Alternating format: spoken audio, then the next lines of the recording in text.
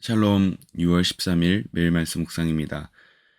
수련회가 끝나고 벌써 한 주가 지났습니다.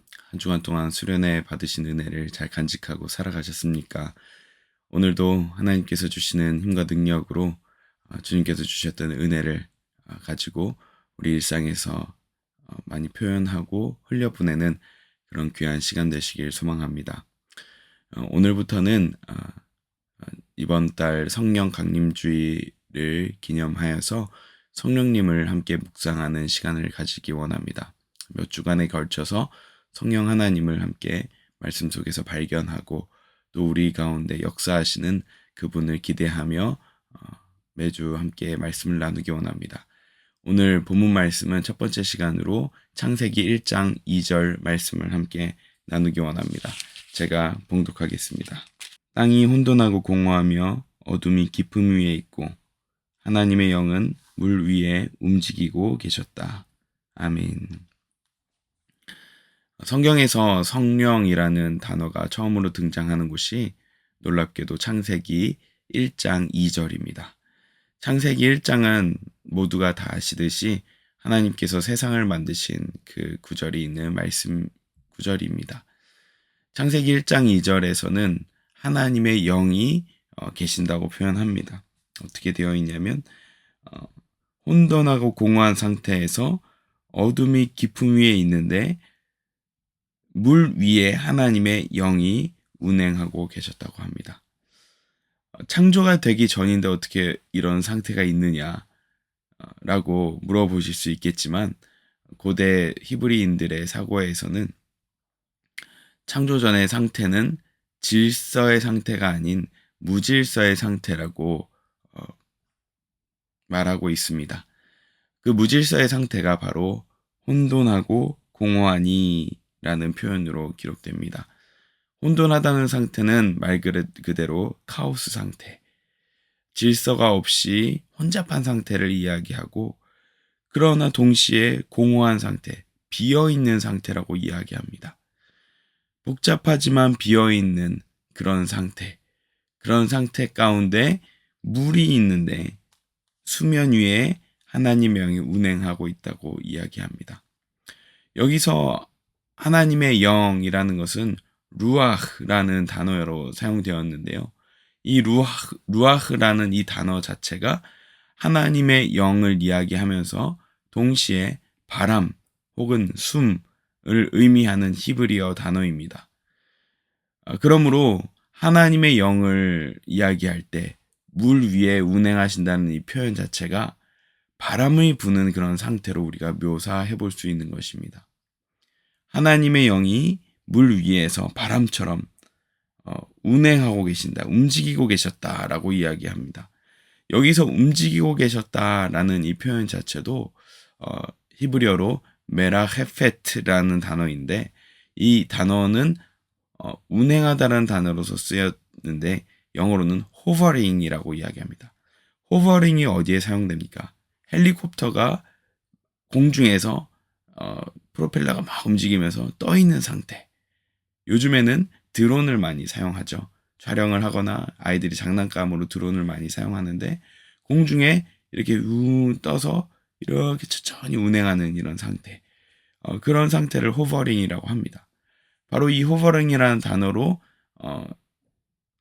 성령께서 물 위에 운행하고 계신다라는 표현을 사용한 것이죠. 창조 전 상태에 성령께서 물 위에 이렇게 운행하고 계시는 이런 상태가 바로 성령께서 태초부터 하나님과 함께 계셔서 역사하고 계셨다는 것을 볼 수 있습니다. 그런데 놀랍게도 이런 창조 전 상태, 공허하고 혼돈한 이 상태는 우리의 마음과도 같은 것 같습니다. 우리의 마음이 늘 평온하지는 않습니다. 때로는 굉장히 복잡한 것 같으면서도 때로는 공허한 상태. 굉장히 바쁘고 분주한데 마음속에 텅 비어있는 상태가 덜어 존재하지 않습니까? 너무나 바쁜 나머지 정작 중요한 것은 놓치고 있는 상태. 그때가 바로 우리의 마음 상태가 창조되기 전 상태와 굉장히 유사하다는 것을 오늘 말씀을 통해서 알 수 있습니다. 우리의 마음 상태도 창조되기 전에 필요한 것은 누구이십니까? 바로 그 상태가 되었을 때 우리 성령님이 필요하시다는 것입니다. 무질서하고 공허한 그런 마음 가운데 있을 때 그때야말로 필요하신 분이 우리 성령님이라는 사실을 잊지 마시길 바랍니다. 바로 그 성령 하나님께서는 창조 때부터 루아흐 엘로힘, 성령 하나님으로서 함께하고 계셨습니다. 그런데 놀랍게도 이 창조의 영에 개입하셨던 이 성령 하나님께서 재창조하실 때에도 나타나십니다. 그때가 언제였냐면 바로 노아의 방주의 사건에 등장하십니다. 창세기 8장 1절에 보면 하나님께서 죄악으로 인해서 타락한 인류를 심판하시기 위해서 홍수를 일으키시고 노아와 그의 가족들만 방주에서 살아남았습니다. 그리고 때가 되어서 물이 가득 차자 하나님께서 물을 빼기 시작하시죠. 그때 어떤 표현이 등장합니까? 창세기 8장 1절 이렇게 기록되어 있습니다. 바람을 일으키시니 물이 빠지기 시작했다. 여기서 바람을 일으키시니 하실 때 쓰인 단어가 루아흐라는 단어입니다. 하나님께서 바람을 보내시니, 하나님께서 영을 보내시니 라고 되어 있습니다. 우리가 바람으로 해석되어야 하지만 유대인 성경에는 하나님의 영을 보내셨다고 기록됩니다. 같은 단어이기 때문입니다. 그리고 하나님께서는 그 바람을, 그 영을 어디에 보내셨냐면 땅에 보내시니 물이 빠지기 시작했다라고 기록됩니다. 물이 빠졌다라는 이 표현은 빠질 때 점점 가라앉았다. 욕조에 물이 가득 차 있었는데 그 구멍 하수구에 있는 마개를 빼니 물이 쭉 가라앉는 것처럼 하나님의 영이 임하니 물이 가라앉았다고 이야기합니다. 역시나 재창조의 역사에서 성령이 개입하셨습니다. 이 모양은 우리의 마음도 똑같지 않겠습니까? 우리의 마음속에 성령이 보내짐을 당하면 하나님께서 성령을 우리 마음 가운데 보내시면 우리 마음속에 가득 찼던 걱정, 근심, 그 모든 부정적인 것들이 가라앉기 시작합니다. 빠지기 시작합니다. 그리고 하나님의 새로운 창조가 시작됩니다. 바로 하나님께서 창조하실 때 그리고 심판 이후에 다시 세상을 일으키실 때 그 직전에 누가 계셨습니까? 성령이 계셨습니다. 오늘 우리 하루를 한번 기대해 보셨으면 좋겠습니다. 어제 하루가 비록 분주함 가운데서도 공허하셨을지라도 우리 가운데 성령이 임하시면 이제는 하나님께서 새롭게 창조하시고 또 심판이 있었을지라도 새로운 일을 하시는 그 역사가 시작되는 순간이라는 것을 기억하시길 바랍니다. 그때 하나님께서 우리에게 새로운 역사를 시작하실 것입니다. 지난 한 주간 우리 교회의 40주년 수련을 통하여서 하나님의 영이 우리 가운데 임하셨는지 믿습니다. 하나님의 영이 우리의 분주하고 공허한 마음 가운데 임하셨습니다. 이제는 하나님께서 우리 일상에 그리고 우리 영혼에 우리 가정에 우리 교회에 하나님의 재창조의 역사가 시작될 것을 기대합니다.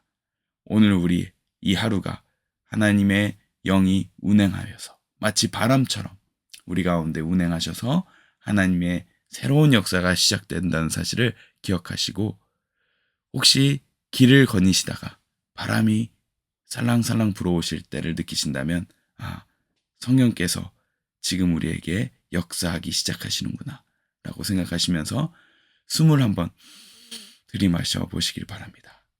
그때 모든 걱정과 스트레스, 염려 다 가라앉고 하나님의 재창조의 역사가 우리 가운데 불어올 줄 믿습니다. 오늘 그 하루가 될 줄 믿고 감사드리며 이 하루를 맞이하시길 바랍니다. 기도하겠습니다. 사랑의 하나님, 성령 하나님께서 창조 때부터 그 하나님의 창조 사역에 함께 하셨던 것처럼 오늘 우리의 삶에도 우리의 마음에도 우리의 가정과 직장과 교회에도 하나님의 영이 운행하셔서 재창조의 역사, 새 창조의 역사가 시작되기를 기대하며 오늘 하루를 살아가게 하여 주시옵소서. 감사드리며 예수님 이름으로 기도합니다. 아멘.